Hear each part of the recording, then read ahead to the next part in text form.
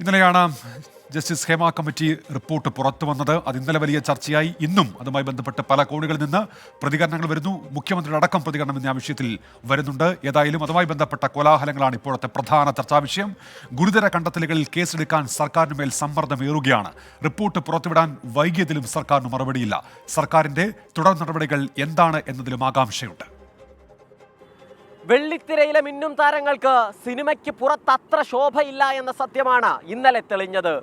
പ്രതിക്കൂട്ടിൽ പക്ഷേ സിനിമാ മേഖല മാത്രമല്ല, സർക്കാരും കയറി നിൽപ്പാണ്. അതിഗുരുതര കണ്ടെത്തലുകൾ എന്തുകൊണ്ട് 4.5 വർഷം വെളിച്ചം കണ്ടില്ല എന്ന ചോദ്യം അന്തരീക്ഷത്തിൽ അലയടിക്കുന്നു. ഹേമ കമ്മിറ്റി റിപ്പോർട്ടിന്മേൽ നേരത്തെ അന്വേഷണം നടത്താൻ സർക്കാരിന് കഴിയുമായിരുന്നു. അതുണ്ടായില്ല എന്ന് മാത്രമല്ല, റിപ്പോർട്ട് പുറത്തു വരാതിരിക്കാൻ പരമാവധി ശ്രമം സർക്കാരിന്റെ ഭാഗത്തു നിന്നും ഉണ്ടായി. ഈ സാഹചര്യത്തിൽ സർക്കാരിന്മേൽ ചോദ്യങ്ങളേറുകയാണ്. നിയമ നടപടി സ്വീകരിക്കാത്തതിൽ ഉരുണ്ടു കളിക്കുകയാണ് സർക്കാർ. FIR രജിസ്റ്റർ ചെയ്ത് കേസെടുക്കാനുള്ള കുറ്റകൃത്യങ്ങൾ വരെയുണ്ടെന്നാണ് കണ്ടെത്തൽ. ഇത്രയും കാലം പരിശോധിക്കാത്ത റിപ്പോർട്ട് ഇനി പരിശോധിച്ച് നിയമ നടപടിയിൽ തീരുമാനമെന്നാണ് നിയമമന്ത്രി P. രാജീവിന്റെ പ്രതികരണം. വന്നിട്ടുള്ള പ്രശ്നങ്ങൾ എന്താ? ഗൗരവമായ കുറെ പ്രശ്നങ്ങൾ പുറത്തുവിടുന്നത് സ്ത്രീ സമത്വം, സ്ത്രീ സുരക്ഷ, ഇത് സിനിമാ രംഗത്ത് വലിയ വെല്ലുവിളി നേരിടുന്നുണ്ട്. അത് പരിഹരിക്കുന്നതിനാവശ്യമായിട്ട് നടപടി സ്വീകരിക്കേണ്ടതുണ്ട്. അതിൽ സർക്കാരിന് യാതൊരു തരത്തിലുള്ള മടിയുമില്ല. സർക്കാരിന് ഒരു വീഴ്ചയുമില്ലെന്ന ന്യായീകരണത്തിലാണ് സാംസ്കാരിക മന്ത്രി സജി ചെറിയാൻ. ആര് പരിഹരിക്കുന്നില്ലെന്ന് ആരാ പറഞ്ഞു? നിങ്ങൾ പറയുന്നത് അതാണ്. അത് വരട്ടെ. അങ്ങനെയുള്ള കേസുകൾ ഞങ്ങളുടെ മുമ്പിൽ വന്നാൽ പരിഗണിക്കുക മാത്രമല്ല, ശക്തമായ നടപടി. സർക്കാരിനെ പ്രതിക്കൂട്ടിലാക്കുകയാണ് പ്രതിപക്ഷം.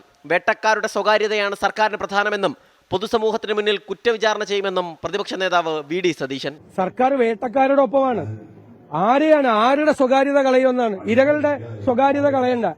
സർക്കാർ ഇപ്പോൾ ശ്രമിക്കുന്നത് വേട്ടക്കാരുടെ സ്വകാര്യത സംരക്ഷിക്കാൻ വേണ്ടിയിട്ടാണ് സർക്കാർ ശ്രമിക്കുന്നത്.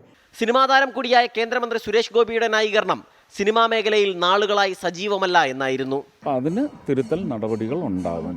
അതിനാണ് ഒരു ഭരണമുള്ളത്, ഭരണയന്ത്രമുള്ളത്. മേഖലയിലെ ഒരു വലിയ അപാകതയെ പെരുപ്പിച്ച് കാണിച്ചാലും ആ മേഖലയുടെ നിലനിൽപ്പിനെ അത് ബാധിക്കും. ആവശ്യമില്ലാത്ത കാര്യങ്ങൾ ഊഹിക്കേണ്ട എന്നും ഗതാഗത മന്ത്രിക്ക് ഈ റിപ്പോർട്ടിൽ ഒരു കാര്യവുമില്ല എന്നുമായിരുന്നു മന്ത്രി ഗണേഷ് കുമാറിന്റെ പ്രതികരണം. നടന്മാരെ ഒതുക്കിയിട്ട് ഞാൻ അറിയുന്നില്ല, എൻ്റെ അറിവിലില്ല. പിന്നെ എന്താ പറയുന്നത് എനിക്കറിയത്തില്ല. ആൾക്കാരെ പറ്റി എന്തും പറഞ്ഞൂടെ? ഞാനാണ് ആത്മയുടെ പ്രസിഡന്റ് ആയിരുന്ന ആൾ. ഇപ്പോഴും ഞാൻ തന്നെ പ്രസിഡന്റ്. ഞങ്ങളാരും വിലക്കായിട്ട് എനിക്കറിയില്ല. അതിനിടയിലാണ് സിനിമാ താരം തിലകന്റെ മകൾ സോണിയ തിലകൻ വൻ വെളിപ്പെടുത്തലുമായി രംഗത്തെത്തിയത്.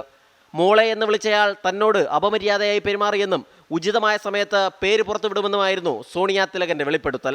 അച്ഛനെ പുറത്താക്കിയതിൽ അച്ഛനോട് എനിക്ക് മാപ്പ് പറയണം, എനിക്ക് മോളോട് സംസാരിക്കണം. മോളെന്നാണ് എന്നെ വിളിച്ചത്. കാരണം ഞാൻ ചെറുപ്പം മുതലേ കണ്ടിട്ടുള്ളവരാണ് അവരൊക്കെ. അപ്പോൾ ഞാൻ പറഞ്ഞു നമുക്കത് ഫോണിലൂടെ പറഞ്ഞാൽ പോരെ, അതിനെ നേരിട്ട് കാണണ്ടല്ലോ എന്ന് പറഞ്ഞു. ഹേമ കമ്മിറ്റിക്കായി കലാപം നയിച്ച WCCക്കും പഴയ ആവേശമില്ല.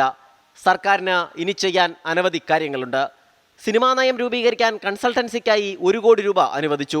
ഇനി അതിന്റെ പഠനവും ആ റിപ്പോർട്ടിനായുള്ള കാത്തിരിപ്പുമായി അനന്തകാലം നീളുമോ എന്നത് മാത്രം അറിയാൻ ബാക്കി.